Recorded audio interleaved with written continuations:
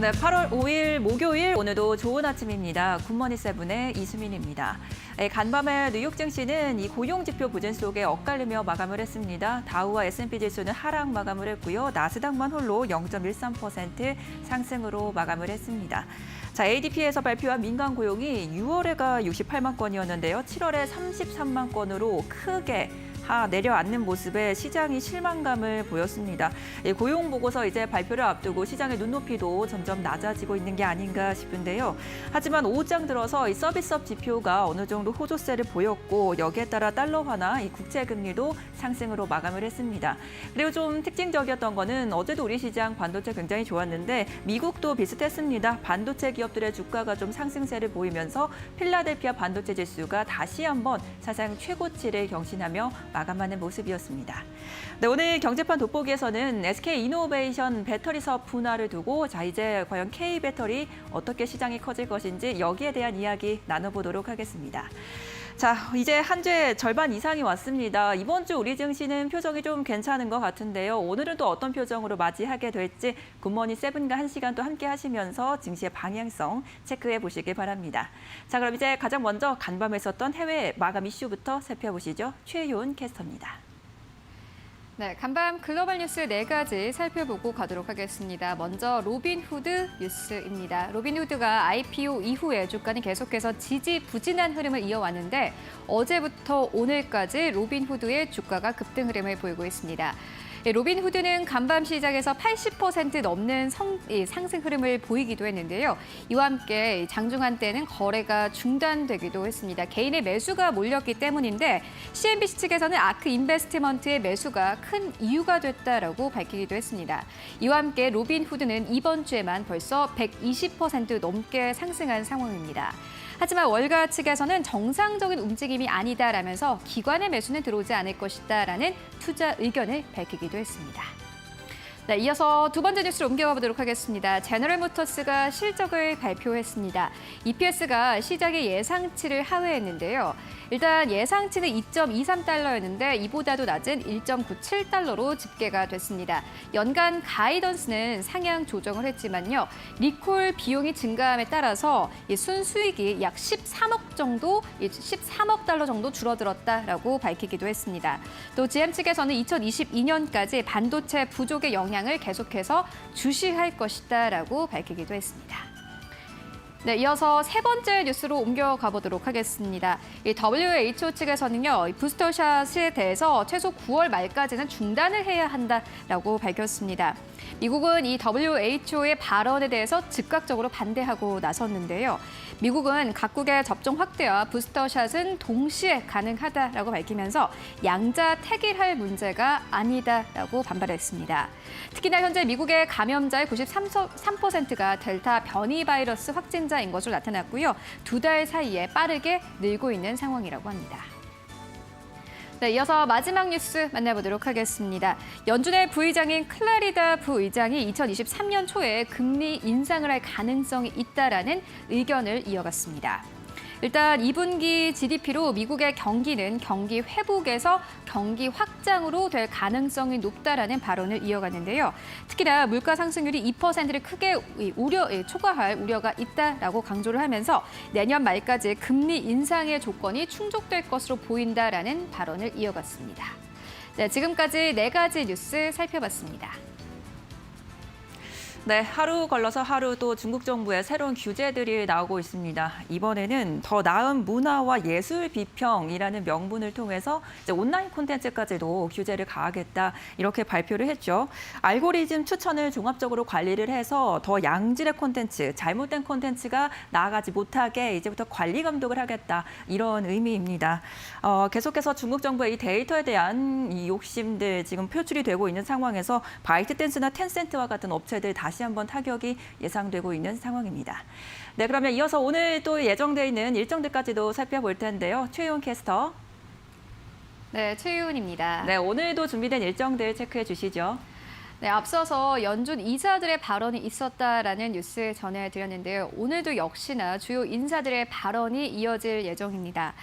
일단 크리스토퍼 윌러 연준 이사가 오늘 연설에 나서게 되는데 이번 주에 봉만 연준 이사는 고용 시장이 팬데믹 영향 치유에 시간이 걸릴 것이다라는 언급을 내놓기도 했습니다. 오늘 주요 인사들 어떻게 발언하는지 잘 살펴보시기 바라고요. 네, 이어서 오늘 한국에서는 여러 가지 기업들이 실적을 발표합니다. 스튜디오 드래곤도 오늘 실적을 발표를 하고 하이브도 오늘 실적을 발표합니다. 특히나 하이브 같은 경우에는 하반기 실적에 대한 기대감이 굉장히 높아져 있는 상황인데 오늘 실적에 따른 앞으로의 실적 이 전망들 함께 잘 체크해 보시기 바랍니다.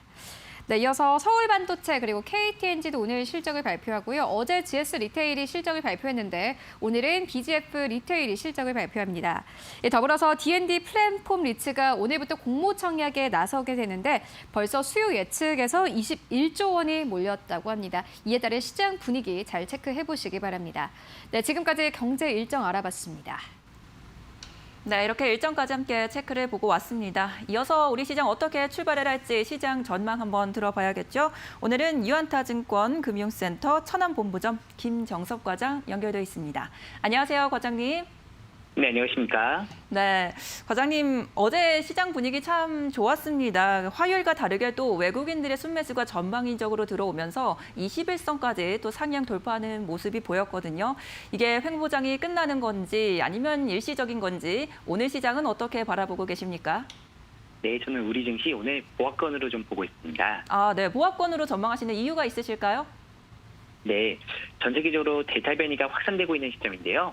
악영향보다는 미국을 비롯하여 글로벌 기업들의 2분기 어닝 서프라이즈가 주가에 더 좋은 영향을 미치면서 미국 3대 지수 모두 호조를 보이고 있는 상황입니다.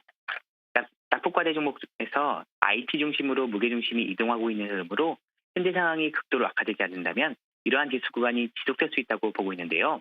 한국 증시 역시도 3거래일째 삼성전자와 SK하이닉스의 강세가 이어지며 벌써 3,300선 박스권 상단부까지 도달한 모습입니다. 이틀 연속 외국인의 강한 순매수와 비차익의 매수세가 빅2에 집중되며 지수 상승을 주도하는 모습인데요. 반도체, 화학 소재, 금융주를 중심으로 코스피의 2분기 실적이 서프라이즈로 나오고 있기 때문에 지수 상승을 뒷받침한다고 볼 수 있습니다. 전체적으로 보았을 때 예상치를 10% 이상 상회한 수준으로 우려에도 불구하고 상당히 이익 흐름이 좋았는데요. 실적 피크와 우려와 델타 변이 확산에 따른 예상치 하회를 전망한 시각이 있었는데 그 이상의 실적이 나오고 있는 상황으로 펀더멘털에 대한 우려가 완화되는 분위기입니다. 특히 기대하지 못했던 화학 소재, 철강 부분에서의 실적도 서프라이즈를 기록하며 산업의 근간이 되는 섹터가 돌아서고 있는 모습도 상당히 긍정적인 부분으로 보고 있습니다. 실적에서의 좋은 흐름이 나타나면서도 지난주까지 증시가 별다른 흐름을 보이지 못했는데요. 아무래도 최근 중국 정부의 규제 리스크가 불거지면서 증시 변동성이 커진 상황을 경계하여 국내 증시에 수급적으로 악영향을 우려한 상황이었던 것 같습니다. 이러한 우려가 줄어들며 썸머랠리가 조금 늦게 찾아왔지만 종목별로 키 맞추기가 진행되며 순환매 장세가 이어지는 것으로 보고 있는데요. 그래서 내일장의 흐름은 긍정적으로 보고 있지만 밤사이 미국 지수도 조정을 받았고 박스권 상단이라고 볼 수 있는 3,300선까지 왔기 때문에 지수를 이끄는 대형주가 조정을 받고 아직 오르지 못한 종목들이 상승하는 전체적인 균형을 맞추는 보합권 장세를 예상하고 있습니다. 전반적으로는 긍정적으로 보지만 그래도 약간의 조정 장세도 있을 수 있다라는 우려감들도 갖고 있는 것 같습니다. 자, 그러면 오늘 어떻게 접근을 해보면 좋을까요? 네, 내일은 바이오 종목의 백신 관련주를 유심히 봐야 할 것 같은데요. K글로벌 백신 허브와 전략회의가 열리며 한국판 백신 개발 부분이 다시 한번 이슈가 될 수 있다고 보고 있습니다. mRNA 백신과 같이 고차원적인 의약품 개발에는 능력이 미치지 못하는 것이 현실인데 현재 우리나라에서도 한의약품과 제넥신이 주축이 돼서 컨소시엄을 구축하여 백신 플랫폼 개발이 진행 중으로 이러한 기업체에 대한 지원이 진행될 수 있다고 보고 있습니다. 또한 올해 하반기에는 업체별로는 많게는 1조 원대의 기술 수출을 준비하고 있는 바이오 기업들이 많이 있는데요. 올해 상반기에만 기술 수출 6조 원을 넘어서며 사상 최대를 기록한 작년보다 증가할 수도 있다고 보고 있기 때문에 이러한 기업들도 눈여겨보시면 좋을 것 같습니다. 그리고 전일 SK이노베이션이 배터리 사업 부분의 분할을 결정했는데요. 시장에서는 일단 주가가 하락하며 합병으로 발생할 수 있는 권리관계 등의 구조적인 위험을 탈피하는 흐름이었습니다. 단기 하락은 불가피하지만 장기적으로는 분할 배터리 회사의 상장을 통해 자금을 조달할 수 있기 때문에 모회사와 자회사 모두에게 윈윈이 될 수 있는 상황인데요. 과거 LG화학이 분할을 발표했을 때도 2일 동안 10% 이상의 주가 하락이 진행되었다가 다시 회복된 경험이 있습니다. 2차전지 관련주의 경우 그간 주가 상승을 주도한 2차전지 소재 중소형주보다는 부진했지만 지배구조 개편을 진행한 2차전지 대형주나 제휴장비 업체가 상승 여력이 높을 것으로 보고 있습니다. 그리고 코로나로 인하여 직접적으로 피해를 많이 봤었던 영화, 엔터, 항공주도 관심을 가져야 하는데요. 특히 최근 영화 특수 촬영 관련된 종목들이 메타버스에 날개를 달고 상당히 좋은 흐름을 보여주고 있습니다. 그리고 이번 여름휴가 시즌에는 스마트폰 혹은 IPTV를 이용한 미디어 플랫폼 시청이 상당히 많을 것으로 예상되기 때문에 영화 관련 종목들도 이슈가 될 수 있고, 엔터 업종의 경우 다양한 방식을 통해 기존의 수익 구조를 넓히며 오히려 확장된 세계관을 보여주고 있으면서 특히 네이버, 카카오 등의 빅테크 회사들의 인수합병 경쟁으로 인해 가치가 높아지고 있는 상황입니다. 항공업체의 경우도 트래블 버블 프로그램이 적용되며 코로나로 인해 닫혀있던 해외여행이 1년여 만에 재개되며 아직 안심하기는 어렵지만 회복될 수 있는 분위기가 마련되는 상황으로 오늘 장도 이러한 종목들로 좀 매매 임하시면 좋은 결과가 있을 것으로 좀 예상을 하고 있습니다. 네, 오늘도 상세한 분석 감사합니다. 네, 감사합니다. 네, 보통 리오프닝 관련주와 백신주는 반대로 움직이기 마련인데 어제는 특이하게 동시에 또 상승하는 모습을 보여줬습니다. 그동안 외국인과 기관이 저평가된 종목 위주로 매수세가 들어오면서 이런 모습이 보였는데 특히나 이 백신 접종 확대나 모더나 화이자의 이제 백신 인상들, 가격 인상들이 언급되면서 mRNA 관련주들 다시 한번 눈여겨보자 이런 움직임들 많이 나오고 있는 상황이고요. 또 리오프닝 관련해서도 이제 주가 조정으로 지금은 밸류에이션이 높아졌다. 라는 평가 이어지고 있습니다. 함께 투자에 참고를 해보시길 바랍니다. 네, 이어서 이제 장 마감 이후에 나왔던 주요 공시들 또 기업들 이슈 한번 살펴보겠습니다. 최윤 캐스터가 준비하고 계시죠?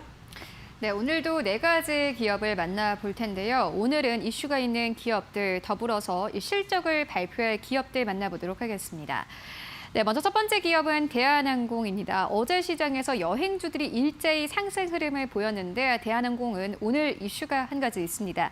오늘부터 인천과 괌 노선 운항을 오늘부터 재개를 한다고 하는데요. 특히나 대한항공은 어제 이 화물 전용 여객기가 1년 5개월 만에 1만 회 이상 운항을 했다라는 뉴스가 나왔습니다. 코로나19 위기 속에 선제적인 여객기를 활용한 결과다라는 긍정적인 코멘트가 이어지고 있는 가운데 화물 부분의 분기 최대 매출이 기대가 된다라는 증권사의 코멘트 이어지고 있습니다. 오늘 괌 노선 운항 재개에 따른 이 주가가 어떻게 또다시 탄력을 받을지 잘 체크해 보시기 바랍니다.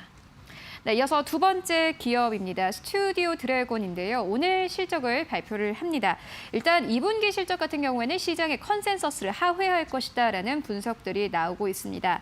지난해 더 킹의 역기저 효과가 발생했기 때문이다라는 분석이 이어지고 있는데 하지만 성장 추세는 그대로 유지될 것이다라는 전망들 나오고 있습니다.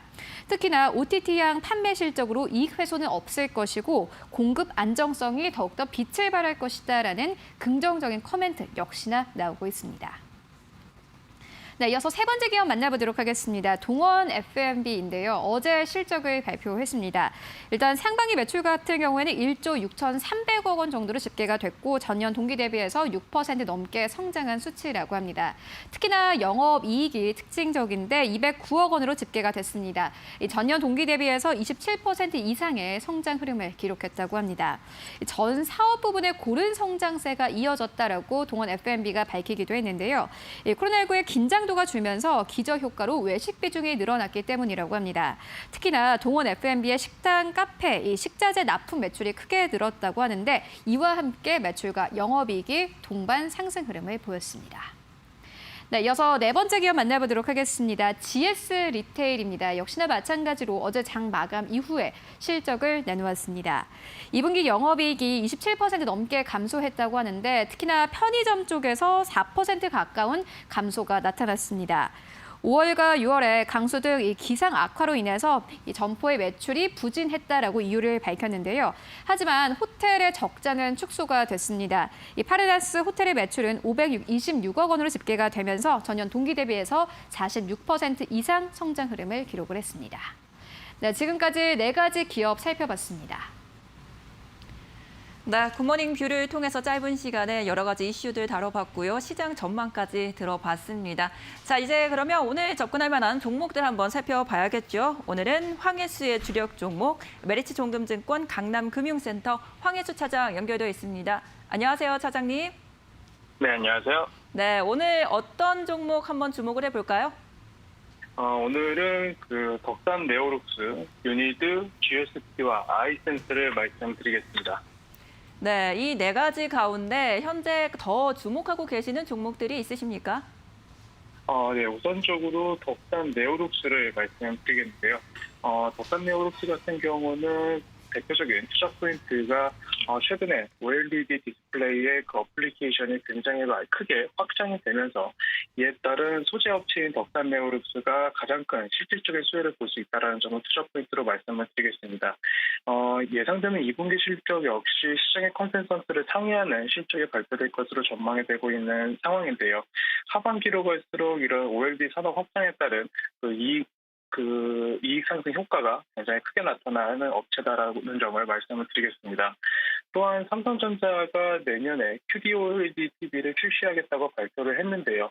덕산 네오룩스는 이 QD OLED 8.5세대 OLED 장기라고 할 수가 있겠는데 이 시제품부터 소재를 계속해서 납품을 해왔기 때문에 내년 출시 예정인 QD OLED TV의 소재 역시 덕산 네오룩스가 소재를 공급할 것으로 예상이 되고 있고 이에 따라 올해 4분기 그리고 내년에는 굉장히 큰 폭의 퀀텀 점프 이익 성장이 나타날 가능성이 높은 종목이다라는 점을 말씀을 드리겠습니다. 다음 두 번째로는 유니드를 말씀드리겠는데요. 유니드 같은 경우는 글로벌 가전 칼륨과 염소의 마켓시어 30% 이상을 차지하고 있는 글로벌 1위 업체입니다. 올해 같은 경우 어떤 가전 칼륨과 염소의 수요가 급증함에 따라서 올해 사상 최대 실적이 전망되고 있다는 점이 매력적이다라고 말씀드릴 수가 있겠는데요. 이미 2분기 실적 발표에서도 나타났지만 작년에 최대 영업이익을 달성했었던 900억의 영업이익이 올해 2분기 실적으로 이미 다 커버가 된 상황이고 올해 같은 경우 약 1,800억 정도 영업이익을 달성할 것으로 전망이 되고 있는 상황인데요. 이는 현재 시가총액이 1조가량임을 감안했을 때 어느 정도 실적이 주가에 반영됐다고 볼 수가 있겠지만 가장 큰 투자 포인트로는 이제 탄소 중립과 탄소 저감 장치가 가전칼륨과 염소가 사용이 되기 시작을 하면서 이런 유니드의 리레이팅이 나타날 수 있다는 점을 말씀을 드리겠고 현재 주가에서는 이런 탄소 관련된 밸류에이션이 아직 적용이 되지 않았기 때문에 아직까지 상승할 수 있는 여력이 큰 종목이다라는 점을 말씀을 드리겠습니다. 네, 오늘 분석 잘 들었습니다. 감사합니다. 네, 오늘 황혜수의 주력 종목, 요즘 OLED, IT 기기부터 대형 거기에 이제는 QD OLED까지 납품에 대한 소재 확장성 예상되고 있습니다. 덕산 네오룩스.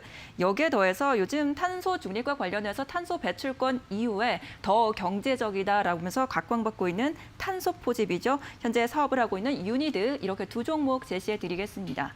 아울러서 저희가 전해드리는 정보는 투자에 잘 활용을 해보시고요. 그 투자 판단과 결과는 시청자 여러분들의 몫이라는 점 다시 한번 알려드립니다.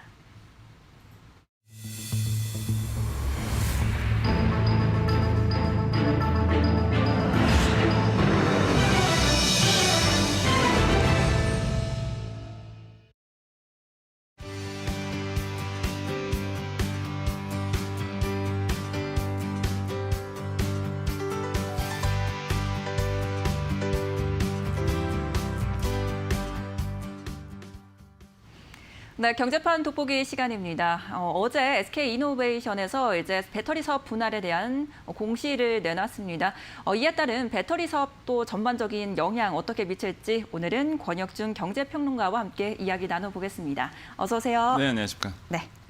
어제 SK이노베이션이 이제 발표를 했습니다. 네. 배터리 사업 분할을 어떤 내용을 담고 있었는지 어떤 모습으로 분할을 하게 되나요? 네, 일단은 배터리 사업과 네. 그다음에 이제 석유 개발 사업으로 SK이노베이션이 이제 나눠지게 된다라고 이제 보시면 되겠는데요.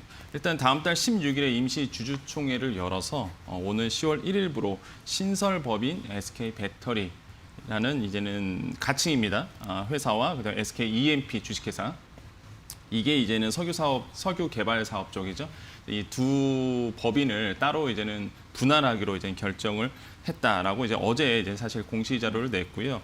그다음에 이제 분할 방식이 굉장히 중요한데 LG 때처럼 LG 화학 때처럼 이제 물적 분할로 이제 결정을 지었습니다. 그래서 이런 부분도 이제는 굉장히 중요한 부분이겠고요.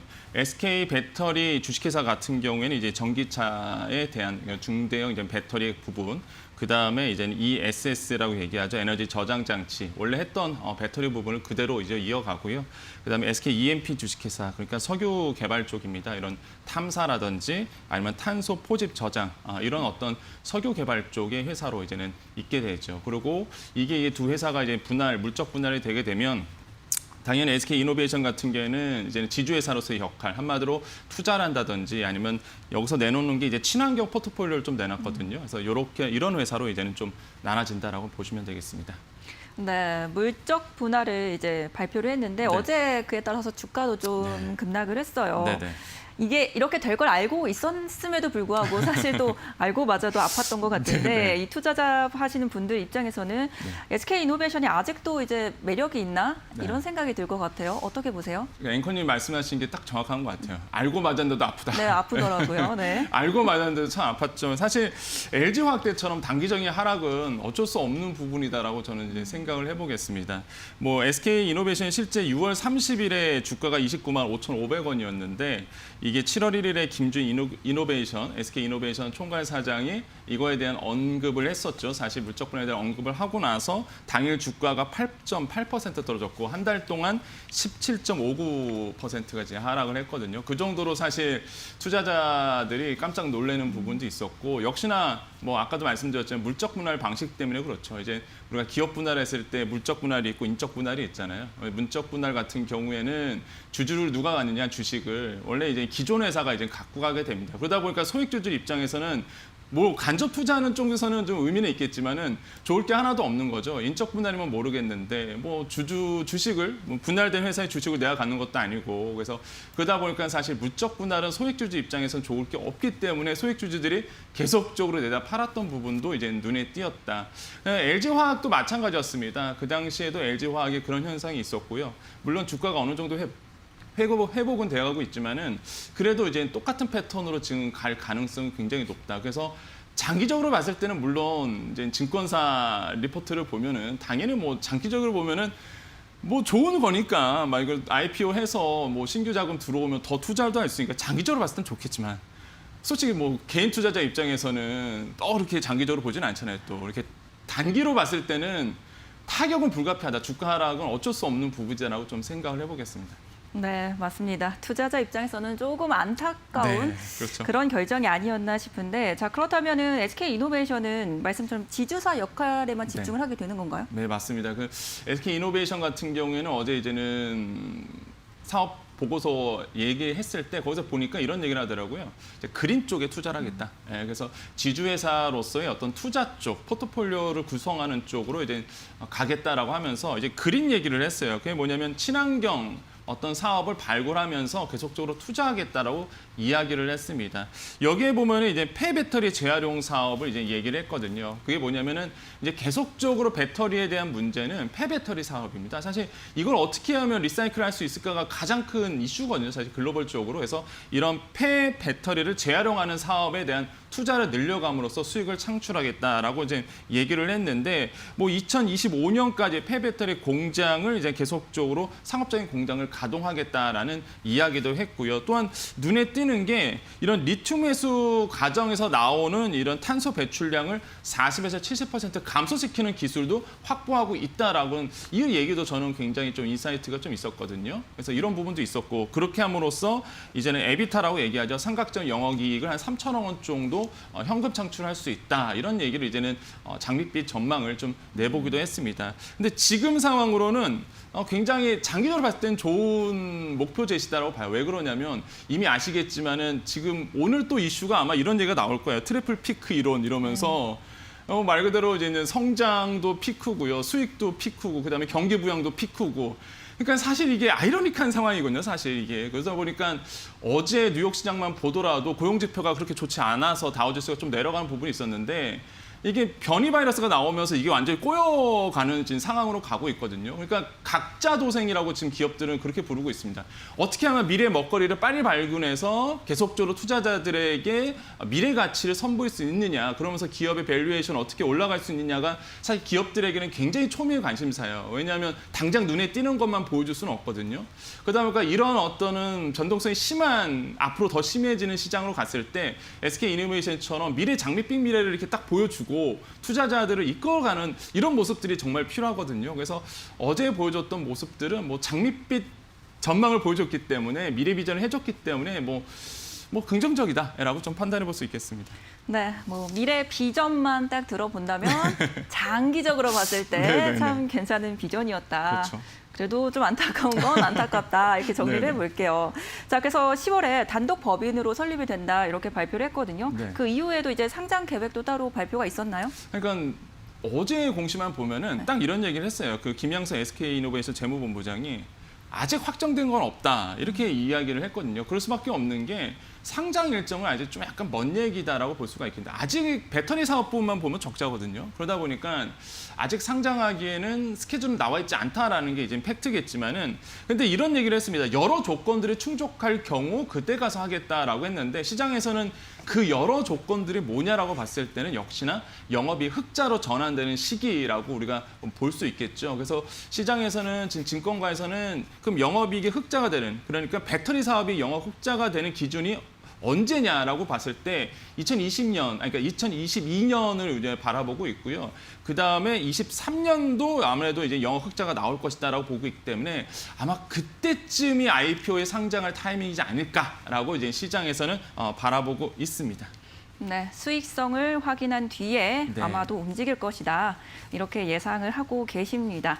자, 사실 이제 컨퍼런스 콜에서 이런저런 이야기가 많이 나왔는데 지금 네. 이 분할 이슈에 집중이 돼서 그렇지 네, 사실은 네, 네. 또 우리가 투자자로서 체크해야 될 포인트들이 몇 개 더 있을 것 같거든요. 네, 네. 어떤 내용들을 담고 있던가요? 일단 IPO를 한다는 얘기는 이제 계속 흘러나왔었고요. 그 IPO 한다는 얘기는 결국에는 신규 자금을 끌어당겨서 배터리 사업 쪽에 집중적으로 투자해서 사업 범위를 이제 넓혀가겠다라는 전략이잖아요. 그러다 보니까 그 전략이 과연 무엇이겠느냐, 구체적인 미시적인 전략이 뭐냐가 이제 집중이 되는데, SK이노베이션의 첫 번째 전략을 본다 그러면은 역시나 배터리 사업에 대한 22년에 흑자 달성하고 23년부터는 영업이익이 빠르게 늘어가고, 그다음에 25년부터는 한 자릿수대 후반의 영업이익률을 계속적으로 끌고 가겠다라는 이제 비전 제시를 했습니다. 이런 전략들 굉장히 투자자들에게는 희소식이다라고 볼 수 있겠고, 두 번째 전략 같은 경우에는 이제 완성차 기업과의 어떤 전략적 제휴. 왜 그러냐면 이번에 배터리 사업에서 좀 매출이 잘 나왔던 게 아이오닉 5에 대한 현대자동차의 콜라보 때문에 사실 이 배터리가 들어가면서 좀 매출이 좀 늘어난 부분이 있거든요.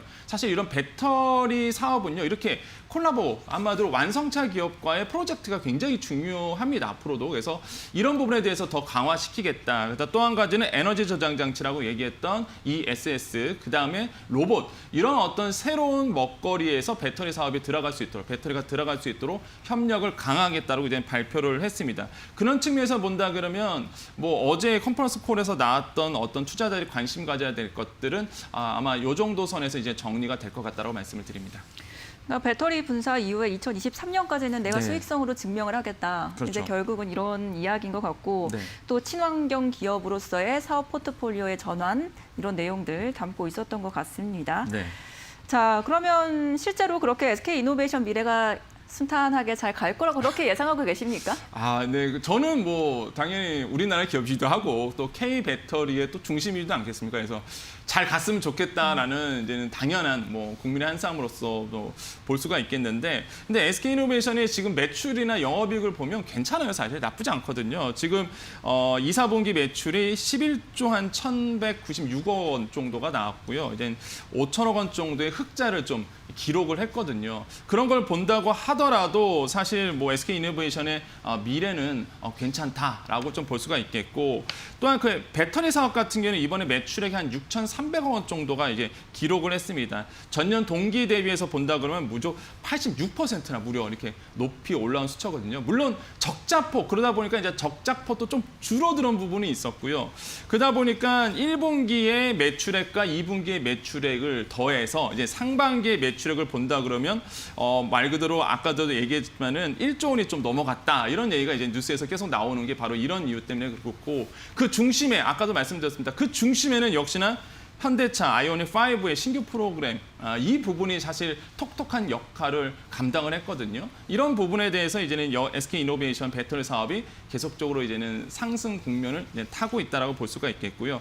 또 한 가지 긍정적으로 바라보는 게 SK 배터리, 그러니까 SK이노베이션의 배터리 사업 부분에 대한 신규 투자가 계속적으로 이루어지고 있다는 점이 좀 눈에 띈다. 왜 그러냐면은 중국 시장, 그러니까 중국 공장이죠. 1분기에 양산 개시했고, 그 다음에 헝가리 2공장, 미국 1공장 이런 구축을 완료한 다음에 이미 완료를 구축한 다음에 이제는 내년 1분기부터 이제는 양산에 들어가게 되거든요. 그래서 신규 투자도 하고 있고 그다음에 공장도 짓고 있고 무엇보다 생산량을 늘리고 가는 부분이 있기 때문에 이런 부분이 굉장히 SK이노베이션이 빠르게 움직이고 있구나라는 걸 이제는 눈에 띈다라고 말씀을 드리겠습니다. 네. 계속해서 SK이노베이션에 대한 이야기들 지금 나눠보고 있습니다. 분사 이후에 어떤 방향성을 가질지 그리고 지금은 어떤 상황인지 함께 체크를 해보고 있습니다. 자, 이와 관련해서 또 어떤 종목들 우리가 눈여겨보면 좋을지 김나은 캐스터가 준비하고 있습니다. 경제판 돋보기 시간입니다. 배터리 부분이 빠져나간 지주사 SK이노베이션이 앞으로 성장 키워드로 그린을 꼽으면서 이 폐배터리 재활용 사업에 대한 구체적인 목표치를 제시했습니다. 내년 초에 파일럿 플랜트를 완공한 후 2025년에 상업 공장을 가동한다고 밝혔는데요. 자, 실제로 이 폐배터리 사업은 전기차 시장이 커지면 커질수록 수혜를 받을 수밖에 없기 때문에 오늘은 관련주들을 만나보도록 하겠습니다. 자, 먼저 파워로직스입니다. 이 회사는 국내 대표 카메라 모듈 부품 업체로서 스마트 모듈, 배터리 관리 시스템 등을 판매하고 있습니다. 삼성 SDI나 삼성전자 등을 주요 거래처로 사업을 진행하고 있는데요. 이 회사가 폐배터리 관련주로 분류되는 건 지난 4월 현대차에서 약 2만여 대의 전기차를 리콜하는 일이 발생하면서입니다. 이때 배터리 관리 시스템 기술과 통합 설계 기술을 바탕으로 현대차 그룹과 공동으로 ESS 파일럿 생산 라인을 구축하고 양산을 시작한 바 있기 때문인데요. 한편 회사는 올 1분기에 이어서 2분기에도 영업 손실을 기록하면서 앞으로 베트남의 중대형 배터리팩 생산 라인을 신설하고 이쪽에서 새로운 수익원을 창출해내겠다는 전략을 드러냈습니다. 영업이익 흑자 전환에 성공할 수 있을지 확인해 보시기 바랍니다. 다음 종목입니다. 이번에는 영화테크입니다. 영화테크는 전기차와 2차 전지 부품을 연구부터 설계 개발까지 전 과정에 관여하는 기업입니다. 국내 완성차 업체와 글로벌 OEM사의 제품을 공급하고 있는데요. 특히 전기차 전력 변환 기술과 관련한 특허를 보유하고 있습니다. 전기차의 고전압 폐배터리를 산업용 ESS로 활용하는 사업을 요즘 추진하고 있는데요. 실제로 지난해 회사는 충남도와 국내 최초로 전기차 폐배터리를 재사용한 태양광 발전 설비 ESS를 제작하는 기술을 개발해서 성능 검증에 나섰습니다. 이를 위해 이미 폐배터리 분석 알고리즘을 구현하고 재사용 배터리 ESS와 배터리 상태 제어 장치 등의 개발을 완료한 바 있습니다.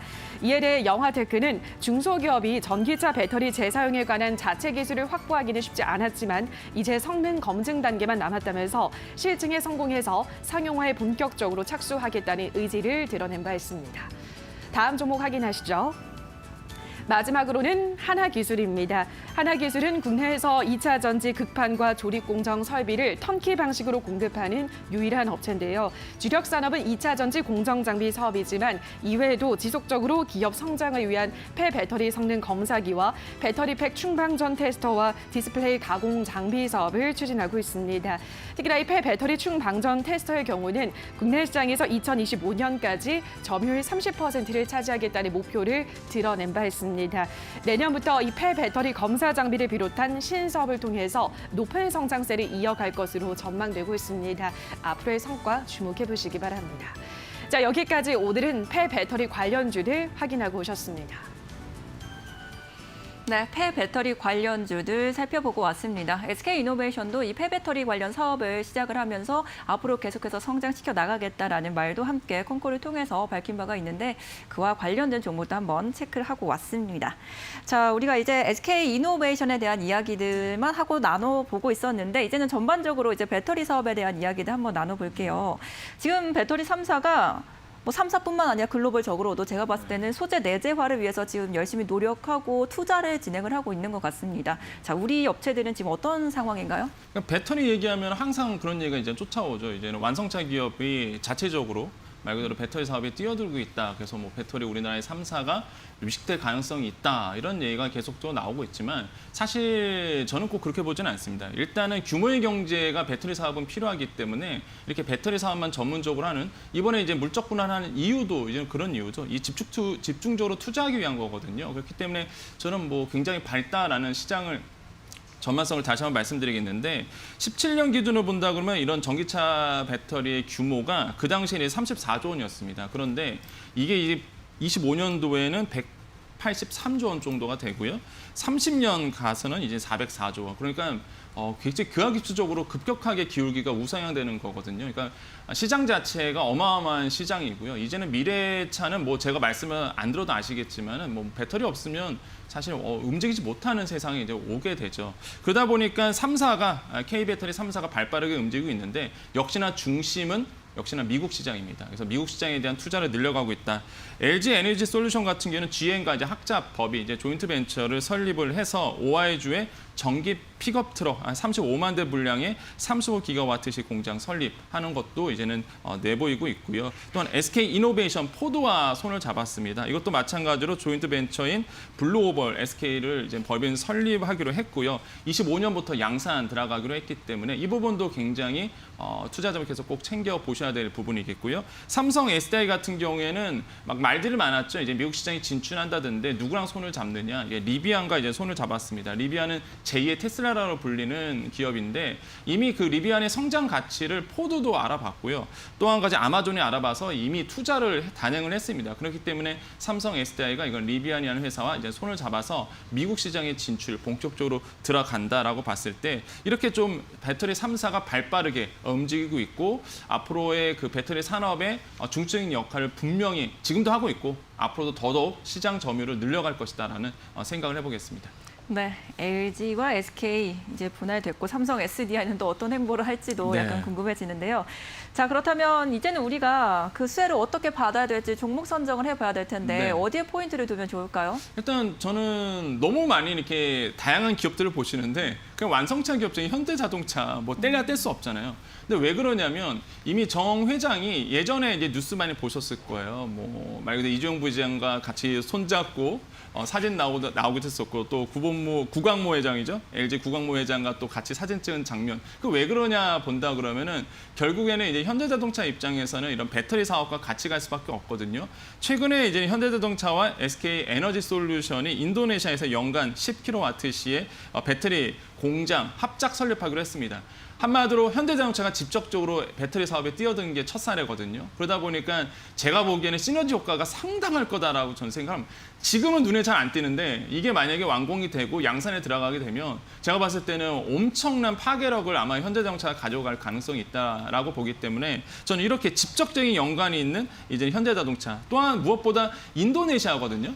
인도네시아 시장 작아요, 사실 아직은 작지만은 무한한 시장이죠. 아무래도 그러다 보니까 시장 규모는 작지만 미리 이제 선점해서 거기다 공장을 세운다는 것 이런 것만 보더라도 이제는 안목이 있다라고 저는 생각을 해봅니다. 그래서 직접적인 회사 현대자동차 또한 에코프로 BM도 마찬가지입니다. LG 에너지 솔루션과 이제 재활용 사업 배터리 재활용 사업을 같이 하기로 했기 때문에 이런 부분에서도 아마 투자자들의 눈이 이게 쏠리지 않을까라고 생각을 해보겠고요. 이러한 종목들로 이제 같이 보시면은 아마 재미있는 투자가 되지 않을까 생각을 해보겠습니다.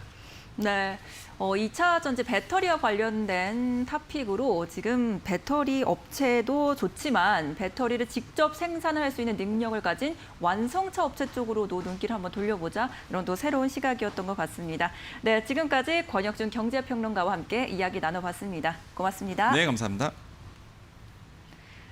네, 이어서 오늘 이데일리온 전문가들은 또 어떤 종목들 집중을 하고 있는지 고수의 픽에서 김나은 캐스터가 전해드립니다. 고수의 픽입니다. 오늘 이데일리 전문가들은 어떤 종목을 공략할까요? 화면으로 확인해 보시죠. 먼저 이난희 전문가는 에코플라스틱을 소개했습니다. 수소차 관련주고요. 이재명 테마주로 엮이면서 대선 관련주로도 부각된 바 있습니다. 주가 흐름 체크해 보시기 바랍니다. 다음 종목입니다. 이번에는 서용원 전문가 AD칩스입니다. AD칩스는 비메모리 반도체 설계와 유통 사업을 영위하고 있고요. 삼성전자 파운드리 사업 파트너로도 잘 알려져 있습니다. 주요 제품이 8인치 웨이퍼 기반으로 생산이 됐었는데 요즘 워낙에 12인치 웨이퍼 시장이 성장하다 보니까 12인치 디스플레이용 반도체 개발에 돌입했습니다. 내년부터는 실적에 반영이 될 수 있을 것으로 기대가 되고 있습니다. 앞으로 주가 흐름도 확인해 보시기 바랍니다. 다음 종목입니다. 이번에는 명승부사 전문가 동환산업입니다. 원양업 1위 업체로 안정적인 매출을 보유하고 있습니다. 코로나 지역 감염이 확산되다 보니까 미국에서 이 소비자들이 비상식량으로 꼽히는 참치캔을 쌓아두다 보니까 미국에서 특히나 판매가 잘 이루어졌다는 평가가 나오고 있습니다. 2분기 전사 실적은 기대치를 살짝 하회하긴 했지만 상반기로 따지면 안정적인 매출 계속 이어가고 있다고 하는데요. 어제는 4% 강세로 마감했습니다. 오늘의 흐름도 눈여겨보시기 바랍니다. 다음 종목입니다.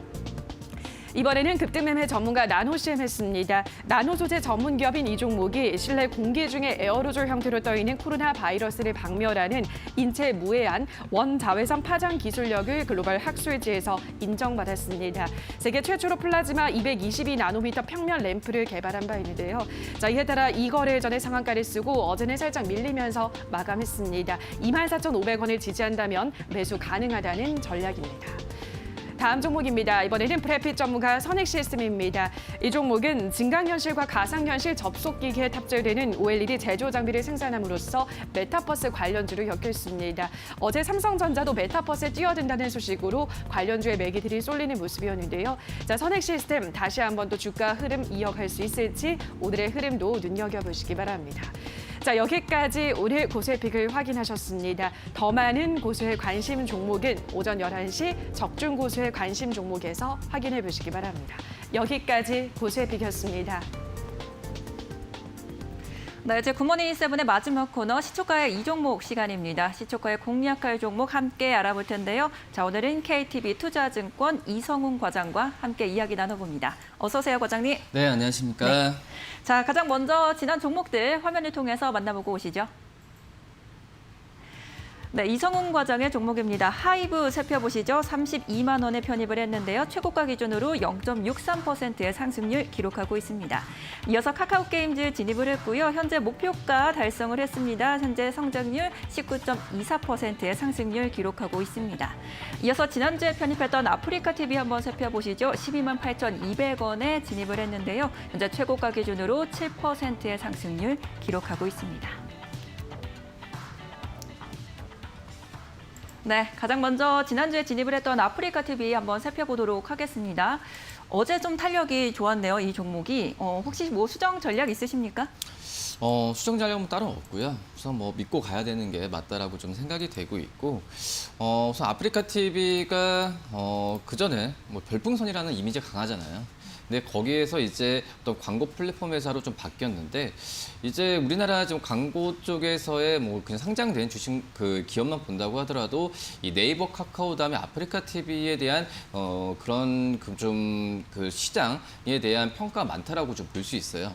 한마디로 온라인 이제 광고 플랫폼 시장 쪽에서의 발달과 함께 지금 현재 아프리카TV 2분기 실적도 작년 대비해서 100%까지 올랐는데 이 펀드멘털에 기초한다라고 한다면은 충분히 이 지금 현재 주가 수준에서 더 레벨업될 가능성이 크다라고 좀 판단되고 있고요.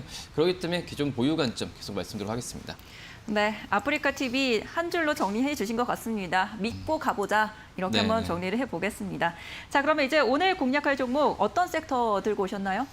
반도체 좀 네. 말씀드리도록 할 텐데 우선 삼성전자, SK하이닉스 2분기 호실적을 전부 다 기록을 했는데도 주가가 생각만큼 최근에 좀 못 갔어요. 못 갔던 이유 중에 하나가 이 반도체에 대한 이 피크아웃, 이 고점 논란이 있었다라고 볼 수 있는데 제가 봤을 때는 이제 고점 논란이라는 부분이 이 수요자와 또 삼성전자, SK하이닉스 같은 이 생산자와의 어떤 의견이 불일치라고 좀 생각이 되고 있거든요.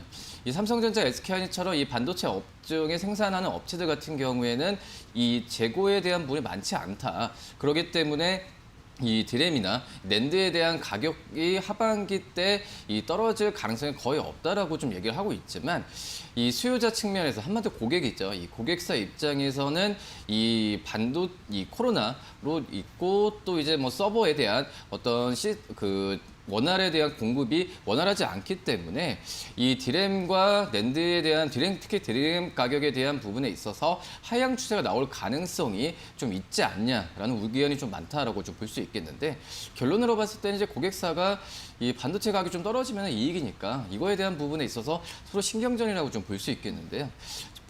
이런 피크아웃 논란 때문에 이 전방 어떤 기업들 같은 경우가 이 주가가 이 펀더멘탈 수렴하지 않고 시장 대비해서 좀 약한 모습을 보여주었는데 뭐 어떻게 될지는 모르겠지만 지금 이런 우려스러운 부분은 이 주가로 측면에서 다 선반영되지 않았을까라고 좀 판단이 되고 있고요. 오히려 하반기 때는 뭐 클라우드나 또 엔터프라이즈에 대한 이 반도체에 대한 수요 부분은 계속 일어날 가능성이 좀 있다라고 좀 판단이 되고 있습니다. 뭐 그렇기 때문에 이 반도체 업종에 대한 우려에 대한 부분에 있어서 크게 좀 신경 쓸 필요는 없지 않을까 판단되고 있고요. 오히려 지금 매크로 지표로 봤을 때도 지금 3개월 연속 100억 달러의 반도체는 지금 수출 호조세를 보였거든요. 7월 달에도 이제 디램 가격 4달러를 넘어선 상태이기 때문에 좋아요. 그러니까 이벤트 이런 피크아웃 논란만 없으면은 충분히 지금은 어떤 슈퍼사이클 구간이라고 좀 판단되고 있고요. 그럴 때 오히려 주가가 좀 떨어졌을 때 지금 현재 매수 구간을 한번 좀 생각해 봐도 되지 않을까. 하지만 이제 삼성전자, SK하이닉스보다는 반도체 장비나 중소형 업체를 많이 갔잖아요. 그렇기 때문에 수남에 대한 관점을 한번 생각해봐도 괜찮지 않을까 이렇게 보입니다.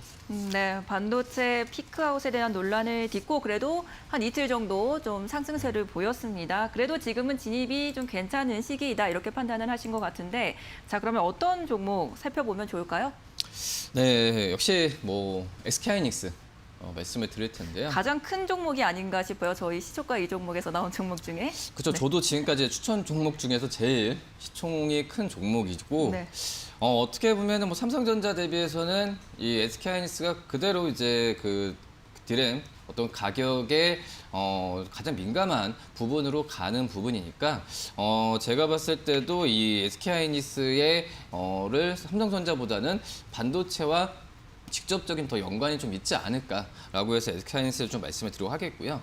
제가 서두에 말씀드렸다시피 오히려 주가 측면에서 봤을 때는 몇 달간의 흐름을 봤을 때는 중소형 반도체 업체들이 좀 주가가 더 좋았어요. 한마디로 이제 중소형 반도체 업체들이 뭐 반도체 팬 좋아진다라고 해서 간 게 아니라 특히 비메모리 쪽에서와 또 파운드리 관련된 그런 기업들 같은 경우가 한미반도체도 마찬가지고요.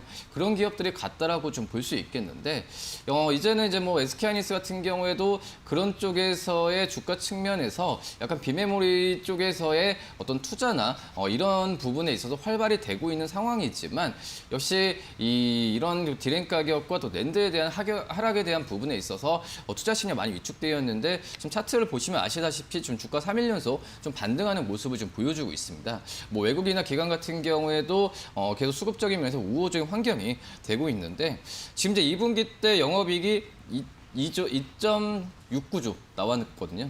근데 지금 말씀드렸던 디램 가격도 4달러 넘었고 수출도 지금 100억 달러를 계속 돌파하고 있기 때문에 지금 3분기 때는 최대 지금 영업이익을 4조까지 잡고 있는 상황이거든요. 참 이렇게 시적 추정치 높아지지만 주가 떨어졌던 상태에서 어떻게 보면 이 괴리율 차이로 봤을 때는 충분히 매수 구간으로 생각해도 괜찮지 않을까라고 좀 판단이 되고 있고요. 지금 현재도 봤을 때도 투자 부분은 계속 이루어지는 상태라고 지금 볼 수 있겠고요. 뭐 M16 공장이나 여러 가지 면에서 봤을 때도 이 SK하이닉스가 삼성전자 대비해서는 파운드리 뭐 투자에 대한 부분은 활발하게 되는 상황이라고 좀 볼 수 있겠고 한마디로 문제가 많이 없는 상태에서 이제 주가에 대한 우려가 좀 있었던 상황인데 그렇기 때문에 좀 저가 매수 관점에서 매수해도 괜찮지 않을까라고 좀 생각이 되고 있고요. 지금 현재 어제 12만 1,000원으로 주가를 끝났는데 충분히 매수 가격이라고 생각이 됩니다. 목표가는 14만 원, 그리고 손절가는 11만 원 말씀드립니다. 네. 그러면 앞으로도 계속 그 수급이 들어올 수 있는 여력이 있다라고 보시는 거죠? 그렇죠. 지금 현재 봤을 때도 하반기 때는 이 북미 클라우드 업체들이나 여러 가지 업체들이 투자 부분은 계속 활발해질 가능성이 크고요. 영업이익을 4조로 잡았다는 부분 같은 경우에는 충분히 이 매크로 지표는 좋아질 가능성이 크다라고 말씀드릴 수 있습니다. 네, 오늘 시초가에 공략할 종목은 SK 하이닉스였습니다. 현재 목표가 14만 원, 손절가 11만 원 제시해 드리겠습니다. 오늘 말씀 잘 들었습니다. 네, 감사합니다. 네, 저 굿모닝 세븐 이제 잠시 뒤에 또 마칠 시간이 됐습니다. 저희 이제 곧 이어서 굿모닝 8도 이제 개장 상황 함께 하시겠고요. 저희는 또 여기서 인사드리도록 하겠습니다. 함께 해주신 여러분 고맙습니다.